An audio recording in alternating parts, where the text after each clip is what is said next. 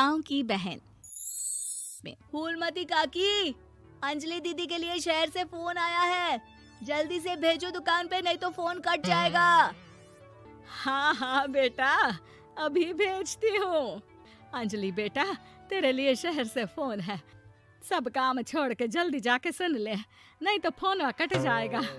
हाँ माँ, अभी जाती हूँ, जरूर मीनाक्षी दीदी का फोन आया होगा। हाय अंजलि। नमस्ते दीदी, मेरा मतलब हाय, कैसी हो आप? यहाँ तो सब ठीक है। मामा मामी कैसे हैं? तू कैसी है? मेरे तो एग्जाम्स होने वाले हैं, हर रोज कॉलेज जाना पड़ता है, lectures, extra classes, private coaching. ओ मैं तो इतना थक जाती हूँ, क्या बताऊँ। आपकी कॉलेज वाली बहन जी आपको इतना पढ़ाती है, तो घर कब जाती हैं आप दीदी? अरे नहीं नहीं, ये सब सिर्फ मेरी प्रोफेसर नहीं पढ़ाती, मैं अलग से दूसरे टीचर्स के पास भी पढ़ने जाती हूँ। दीदी फिर तो आप बहुत थक जाती होगी ना, आप ना पैदल मत जाया करो, टांगा ले लिया करो दीदी। नहीं मेरी भोली बहन, ना मैं पैदल जाती हूँ, ना ही यहाँ टांगा मिलता है, मैं बस से जाती हूँ और थोड़ी दूरी के लिए रिक्शा ले लेती हूँ। सच्ची? वहाँ पर टांगे नहीं बस चलती है? वाह, वो भी हर रोज? हमारे गांव में भी बस आती है, दिन में 2 बार।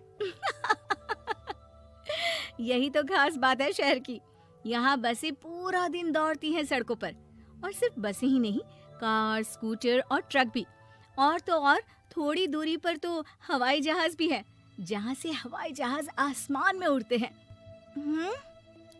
अच्छा दीदी, मैं फोन रखती हूँ, बुआ जी फूफा जी को मेरा नमस्ते कहना। हाँ माँ, हम लोग शहर में क्यों नहीं रहते? बुआ जी, फूफा जी और मीनाक्षी दीदी तो शहर में ही रहते हैं। अरे क्योंकि तेरे बुआ जी की शादी शहर में हुई थी, इसलिए बेटा। शादी से पहले वो भी तेरे पापा और दादा दादी के साथ गांव में ही रहती थी।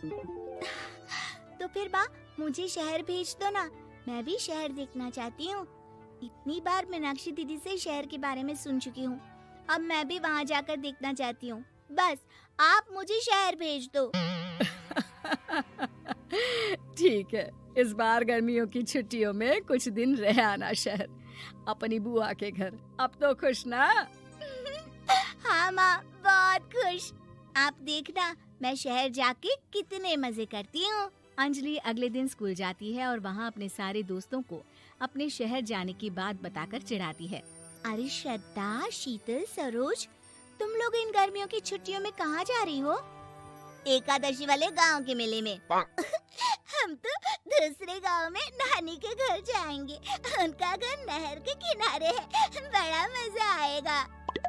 हम इस बार कहीं नहीं जा रहे, बल्कि हमारे घर में रहने के लिए मेहमान आएंगे।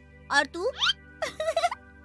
अरे मेरा क्या है, मैं तो बस पास वाले शहर जा रही हूँ, अपनी बुआ जी के घर, वहीं रहूंगी कुछ दिन। तुम लोग चिंता मत करना, मैं चिट्ठी लिखूंगी तुम सबको वहाँ से। पापा मुझे तो चक्कर आ रहे हैं, जी घबरा रहा है। बेटा शहर आने की जिद भी तो तूने ही की थी, अब पहली बार बस में चढ़ी है तो यही होना था, भुगतो अब। अरे मामा जी, अंजलि, आप लोग आने से पहले बता तो देते, मैं लेने आ जाती बस स्टैंड तक। आओ आओ भैया, आओ बेटी अंजलि। माँ बुआ जी कैसे हैं वहाँ, और भाभी कैसी हैं? सब ठीक है, बस अंजलि जिद कर रही थी कुछ दिन आप लोगों के साथ रहने की, सो छोड़ने आ गया। दीदी आप मुझे शहर घुमाने ले जाओ ना, मुझे भी शहर देखना है। हाँ हाँ चल, तैयार हो जा जल्दी से। अंजलि तैयार होने जाती है और कुछ देर बाद जब बाहर आती है तो अरे ये क्या कर दिया तूने, मार्केट तक ही तो जाना है, इतनी डार्क रेड लिपस्टिक, इतने बड़े बड़े झुमके और चूड़ियां और चेहरे पर इतना सारा पाउडर। मेरी बहन ऐसे नहीं चलेगा, जा और ये सब हटा के आ। अरे कैसे, क्यों? मैंने शहर आने के लिए इतनी मेहनत से ये सब इकट्ठा किया था, और वैसे भी मैंने देखा है मोहल्ले की राधा काकी के टीवी पर एक फिल्म चल रही थी, उसमें हीरोइन ना ऐसे ही तैयार होकर जाती है घूमने। सब पता है मुझे, मैं तो ऐसे ही जाऊंगी दीदी। अंजलि शहर की चकाचौंध को देखकर बहुत हैरान और खुश होती है। ऊंची ऊंची इमारतें, सड़क पर दौड़ती गाड़ियाँ, बड़ी बड़ी दुकानें, उसकी एक्साइटमेंट का ठिकाना नहीं था। दीदी, ये छोटा सा कमरा सड़क के किनारे क्यों रखा है? इसमें कौन रहता होगा? ये कमरा नहीं, पीसीओ है, पीसीओ। यहाँ पर लोग फोन करने आते हैं, सिक्का डालकर।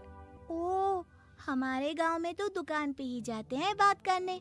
अच्छा चल, तुझे रेस्टोरेंट में खाना खिलाने ले चलती हूँ। Excuse me, 2 plate noodles please and 2 Cola. Meenakshi को ऑर्डर प्लेस करते हुए अंजलि बहुत ध्यान से देखती है और थोड़ी ही देर में ऑर्डर लेकर वेटर आ जाता है और खाना टेबल पर रख देता है। अरे, ये लंबी लंबी सेवइयाँ खाते कैसे हैं दीदी? और इसके साथ कोई अचार, प्याज, मूली कुछ भी नहीं दिया, बस ये छोटा सा पेट खुजाने वाला दे दिया है। गांव में तो छोटे छोटे चावल ही होते हैं जो कि हाथ से ही खा लेती हूँ। अब इसे कैसे खाऊं दीदी? एक्सक्यूज मी, एक चम्मच प्लीज, और लिटिल प्याज और अचार और मूली और एक गिलास मट्ठा, वो बाद में। हाँ। अब ये सब सुनकर आसपास बैठे लोगों को हंसी आ जाती है। मीनाक्षी भी अपनी हंसी किसी तरह रोकने की कोशिश करती है और वेटर मुस्कुराता हुआ वहाँ से चला जाता है। अंजलि समझ नहीं पाती कि सब किस बात पर हंस रहे थे, लेकिन वो छिप जाती है। दीदी, मुझे लगता है कि मुझे इन सेवइयों को ऐसे ही खा लेना चाहिए, इसी पेट खुजाने वाले कांटे के साथ। एक काम कर, तू मुझे खाते देख, जैसे मैं खाऊं तो भी वैसे ही खा ले। ठीक है दीदी। अंजलि खाते खाते नूडल्स में सिरका ज्यादा डाल देती है, फिर ऊपर से नमक दानी से खेलते हुए काफी नमक भी अनजाने में छिड़क लेती है। अरे, ये क्या क्या खा लिया? अरे हाय हाय, कितना कड़वा है। पानी पानी, ये काला शरबत ही पी लेती हूँ। और जल्दबाजी में अंजलि जल्दी जल्दी कोला पी लेती है, जिससे उसके नाक में झंझनाहट होती है। दीदी, मुझे ले चलो यहाँ से, मैं ये सब शहरी खाना नहीं खा सकती। अब शर्म के मारे मीनाक्षी अपनी बहन को वापस घर ले जाती है और कहती है कि देख अंजलि, माना कि शहर और गांव एक दूसरे से बहुत अलग है, लेकिन इसका मतलब ये नहीं कि हमेशा शहर ही बेहतर हो और उस वजह से हमें वो सब करना पड़े जो हम नहीं कर सकते।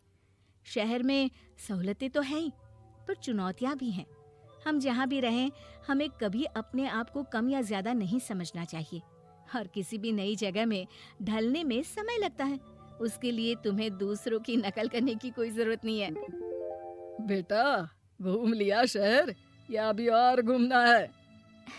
नहीं पापा, मैं अपनी गलती समझ गई हूँ, आप गांव ही ले चलिए मुझे। गूंगी बहू, अंधी सास। एक परिवार में 5 लोग थे। ओम प्रकाश, उनकी पत्नी सुमित्रा, बहू भावना, बेटा राहुल और एक थी उनकी बेटी प्रियंका। वैसे तो ओम प्रकाश और सुमित्रा के घर में सब कुछ ठीक ठाक था, लेकिन सुमित्रा की एक आदत थी, घर में कुछ भी गलत या सही हो तो वो किसी से कुछ नहीं कहती। और भावना स्वभाव की इतनी सीधी सादी थी कि अगर कोई उसके साथ गलत भी करता तो भी वो उसे कुछ नहीं कह पाती। इसी के चलते प्रियंका और राहुल घर में मनमानी चलाते रहते, क्योंकि घर को संभालने वाली औरतें इस तरह से रहती थी जैसे वो गूंगी और अंधी हो। माँ, मैं अपनी सहेलियों के साथ पिकनिक पर जा रही हूँ। ठीक है बेटा, चली जाओ। और मुझे आने में रात हो जाएगी, देर से ही आऊंगी मैं। अच्छा, कोई बात नहीं बेटा। अरे भावना, तुमको एक बार में समझ में नहीं आता क्या?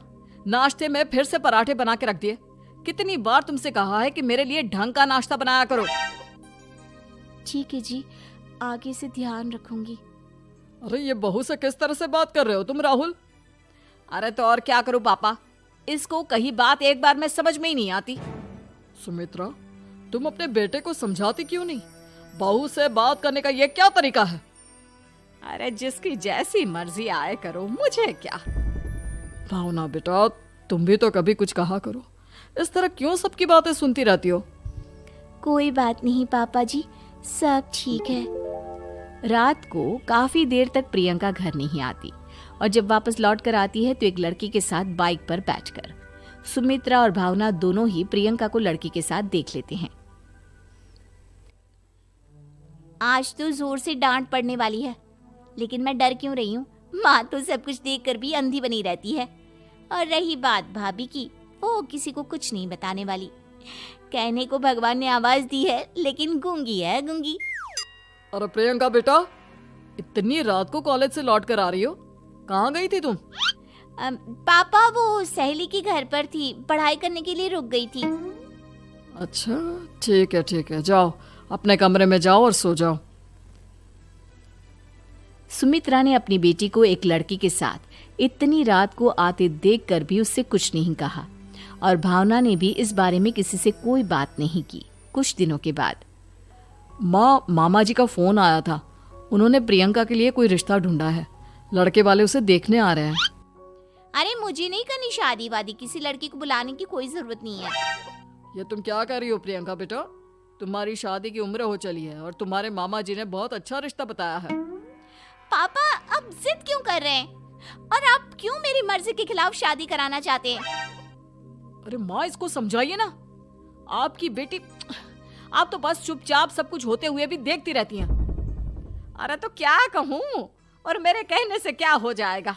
वैसे भी गलत क्या हो रहा है? सब कुछ सही तो है। भावना बहू, देखो तो प्रियंका हमारी बात नहीं समझेगी, लेकिन वो तुम्हारी हम उम्र है। क्या पता तुम्हारे कहने से उसे कुछ समझ में आ जाए। नहीं पापा जी, मेरे कहने से कुछ नहीं होगा। मैं प्रियंका को कैसे समझा सकती हूँ? वो ननद है मेरी, कहीं मेरी किसी बात का बुरा मान गई तो? सुमित्रा और भावना में से कोई भी प्रियंका को कुछ नहीं समझाता। इस बात से राहुल और ओम प्रकाश जी दोनों ही परेशान हो जाते हैं। और फिर जब लड़का प्रियंका को देखने के लिए आता है, मुझे आपकी बेटी बहुत पसंद है, मैं उसके साथ शादी करने के लिए तैयार हूँ। देखो, मुझे तुमसे शादी नहीं करनी, और ये बात जितनी जल्दी समझ में आ जाए अच्छा रहेगा। अरे तो फिर आप लोगों ने मुझे यहाँ बुलाया ही क्यों? माफ कर दो बेटा, वो हमारी बेटी जरा गुस्से में है। हम उसे समझाने की कोशिश करते हैं। हाँ देखिए, आप नाराज मत होइए, वो तो उसने बस ऐसे ही कह दिया होगा। अरे कोई ऐसे ही कुछ कहता है क्या? और ये आपकी पत्नी और माँ, ये दोनों इस तरह चुपचाप क्यों बैठे हैं, जैसे इस घर के मेंबर ही ना हो? आपके घर में सब कुछ ठीक तो है ना? अरे सब कुछ ठीक है बेटा। सुमित्रा, समझाओ ना अपनी बेटी को। अरे क्या समझाऊं, क्या होगा समझाने से? सब ठीक ही तो हो रहा है, गलत क्या हो रहा है? भावना, प्रियंका को अंदर लेकर जाओ और उससे समझाओ कि कितना अच्छा रिश्ता है। इतना अच्छा लड़का है, इस तरह से बिहेव ना करे। नहीं जी, मैं किसी से कुछ नहीं कह सकती जी। अरे अजीब परिवार है, मुझे तो यहाँ से निकलना पड़ेगा। इस तरह से तो आपकी बेटी की शादी किसी से नहीं हो सकती। जिसके घर की औरतें गूंगी और अंधी बनकर बैठ जाए, उस घर का कुछ नहीं हो सकता। ओम प्रकाश और राहुल सुमित्रा और भावना की हरकतों की वजह से बहुत परेशान हो जाते हैं। एक दिन वो दोनों आपस में बात करते हैं। पापा, समझ में नहीं आता कि भावना और माँ को कैसे समझाया जाए। सही कहते हो बेटा, तुम और मैं काम के सिलसिले में सारा दिन घर के बाहर रहते हैं, और घर की दोनों औरतें जिन्हें सारा घर संभालना चाहिए, गूंगी और अंधी बनकर बैठी हैं। पापा, आप ही बताइए इसका क्या उपाय है? मेरी तो कुछ समझ में नहीं आता बेटा, लेकिन हमें कुछ तो करना पड़ेगा, क्योंकि इन सब की वजह से प्रियंका बहुत ज्यादा बिगड़ती जा रही है। तुमने देखा उसे किस तरह से बिहेव किया था। अरे लेकिन पापा, हम करेंगे क्या? हमें एक नाटक करना होगा। कुछ दिनों के लिए हम भी गूंगे और बहरे बन जाते हैं, उसके बाद इन दोनों औरतों को अकल आएगी। हाँ पापा, शायद आपकी बात ठीक है। हम दोनों हर बार बात को संभाल लेते हैं, और इसी वजह से माँ और भावना कुछ भी करने की कोशिश ही नहीं करते। और फिर अगले दिन, भावना, नाश्ते में क्या बनाया है? जी पराठे बनाए हैं। मेरे लिए पोहा बना दो। अच्छा जी ठीक है, अभी बना देती हूँ जी। बहू, नाश्ते में क्या बनाया है? पापा जी, पराठे हैं और पोहे बन रहे हैं। अरे बहू, मुझे तो उपमा खाने का मन था, मेरे लिए उपमा बना दो। ठीक है पापा जी, अभी बना देती हूँ। भाभी, जल्दी से जरा मेरा कॉलेज का टिफिन तो पैक कर देना। और सुनो, मुझे ना भिंडी की सब्जी खाने का मन है। सुमित्रा चुपचाप बैठी बैठी सब कुछ देख रही थी। उसने किसी से कुछ भी नहीं कहा, और ये देखकर भावना को मन ही मन गुस्सा आ रहा था। लेकिन वो किसी से कुछ नहीं कह रही थी। उसे लग रहा था कि ओम प्रकाश जी, जो हमेशा उसकी साइड लेते थे, वो भी आज चुपचाप बैठे हुए थे। शाम के वक्त प्रियंका अपने बहुत सारे दोस्तों को लेकर घर आती है और उधर दूसरी तरफ से राहुल भी अपने ऑफिस के दोस्तों को लेकर घर आ जाता है। प्रियंका अपने कमरे में तेज म्यूजिक चलाकर डांस करती है और राहुल अपने दोस्तों के साथ बैठकर जोर जोर से हंस रहा था। प्रियंका और राहुल मिलकर पूरे घर को अस्त व्यस्त कर देते हैं, लेकिन भावना उनसे कोई शिकायत नहीं करती और सुमित्रा जी भी चुपचाप बैठी रहती है। लेकिन भावना और सुमित्रा के अंदर का गुस्सा धीरे धीरे बढ़ रहा था। फिर रात को ओम प्रकाश और राहुल एक दूसरे से बातें करते हैं। पापा, हमने इतना कुछ किया, फिर भी भावना कुछ बोलती ही नहीं और माँ भी कुछ गलत करने से किसी को रोकती ही नहीं। तुम चिंता मत करो बेटा, इन दोनों के अंदर का गुस्सा भर रहा है और बहुत जल्दी बाहर आने वाला है। अगले दिन, अरे बहू, ये कपड़े धुले हैं या गंदे हैं? पापा जी, कपड़े तो मैंने धोकर ही आपकी अलमारी में रखे थे। मुझे तो साफ नहीं लग रहे, एक बार और धो देना। प्रियंका, मैं सोच रहा था कि तुम्हें उस लड़के से शादी नहीं करनी है ना, मत करो। एक काम करो, वैसे भी क्या रखा है शादी वादी में, तुम्हें जो लड़का पसंद है उसके साथ जाकर कोर्ट मैरिज कर लो। इस बार ओम प्रकाश और राहुल की बात सुनकर भावना और सुमित्रा के अंदर का गुस्सा जाग उठता है। मैं किसी से कुछ कहती नहीं जी, इसका मतलब ये है कि आप लोग मुझे परेशान करते ही रहेंगे। कल 4 बार मुझसे नाश्ता बनवाया, आज पापा जी मुझसे धुले हुए कपड़ों को बार बार धुलवा रहे हैं। अरे मैं इंसान हूँ जी, कोई मशीन नहीं हूँ। तुम दोनों ने मिलकर इस घर की कैसी हालत बना दी है और अपनी बहन को भागकर शादी करने के लिए कह रहे हो। तुम भाई हो या दुश्मन? ओम प्रकाश और राहुल जोर जोर से हंसने लगते हैं। अरे इसमें हंसने की क्या बात है? हम लोग यहाँ इतने परेशान हो रहे हैं जी, तुम लोगों को ऐसी हरकत करने के बाद भी हंसी आ रही है। ये क्या कर रहे हैं जी आप दोनों? यही तो हम चाहते थे कि सुमित्रा, तुम अंधी होकर ना बैठी रहो। घर में कुछ भी गलत हो तो उसे रोकने की कोशिश करो। और भावना, तुम अपने साथ हो रहे गलत व्यवहार पर भी कभी मुंह नहीं खोलती। ये सही बात नहीं है। मैं चाहता था कि तुम्हारी भी जुबान खुले, तुम गलत बात का विरोध करो। गूंगी बहू और अंधी सास की ये जोड़ी इस घर में अब नहीं चलेगी।